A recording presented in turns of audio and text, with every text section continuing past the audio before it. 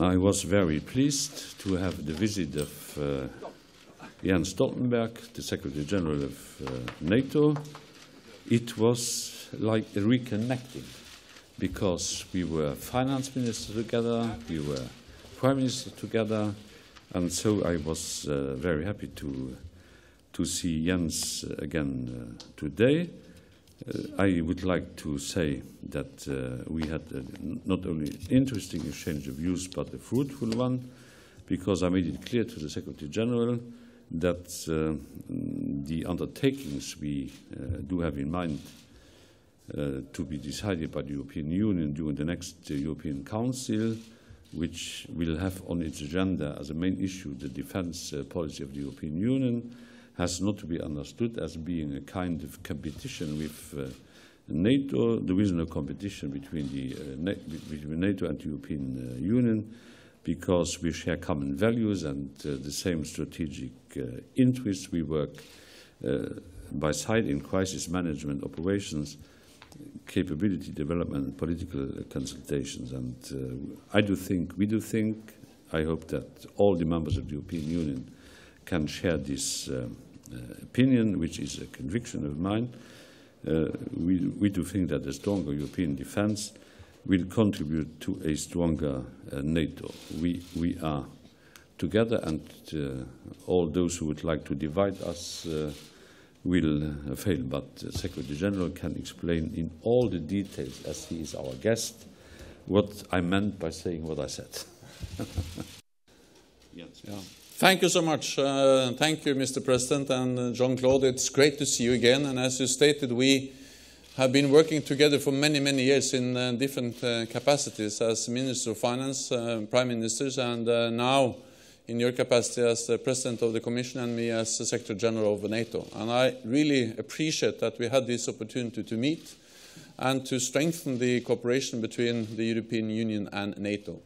And I fully agree with you that we are different organizations with different responsibilities, but we share the same values, and we are sharing the same security environment.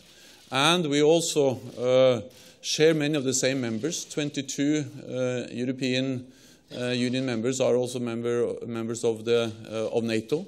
And actually 95% of the population in the European Union lives in NATO, in a NATO country.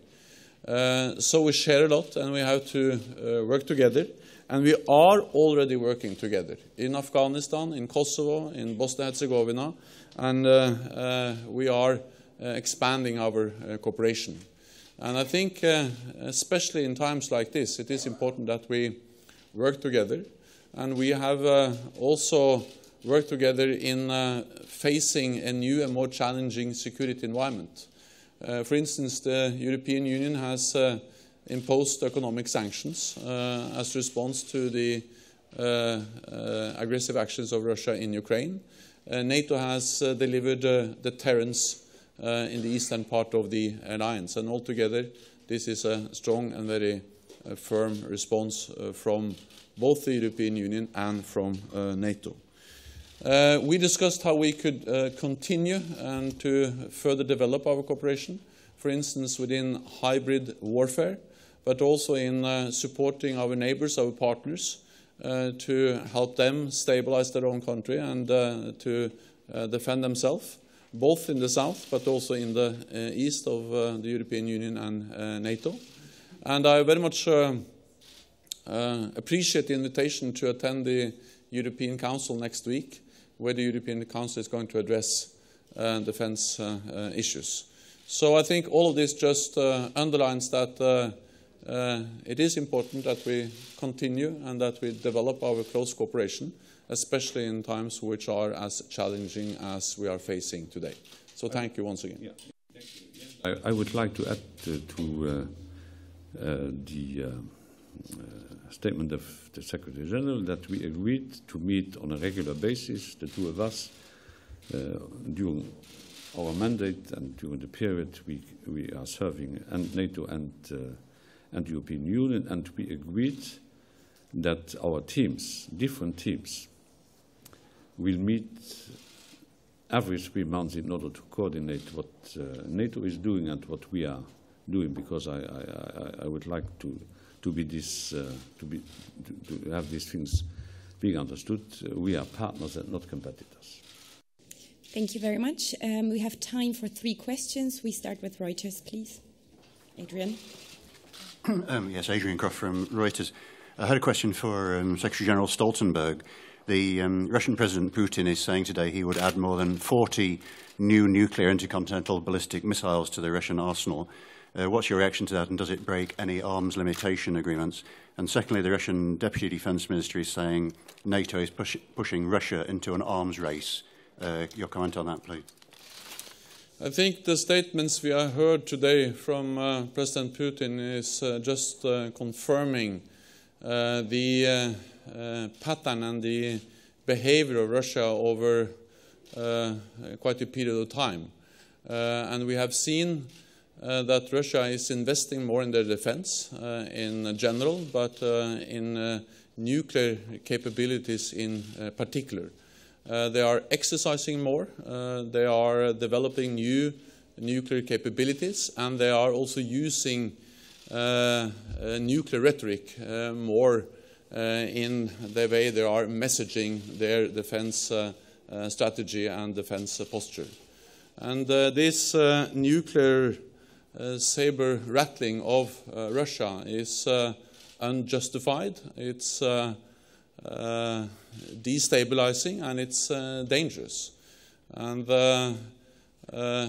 this is something which we are addressing, and it's also one of the reasons why we now are increasing the readiness and the preparedness of our forces, and we are responding by making sure that NATO also in the future is an alliance which provides deterrence and protection for all allies against any threat.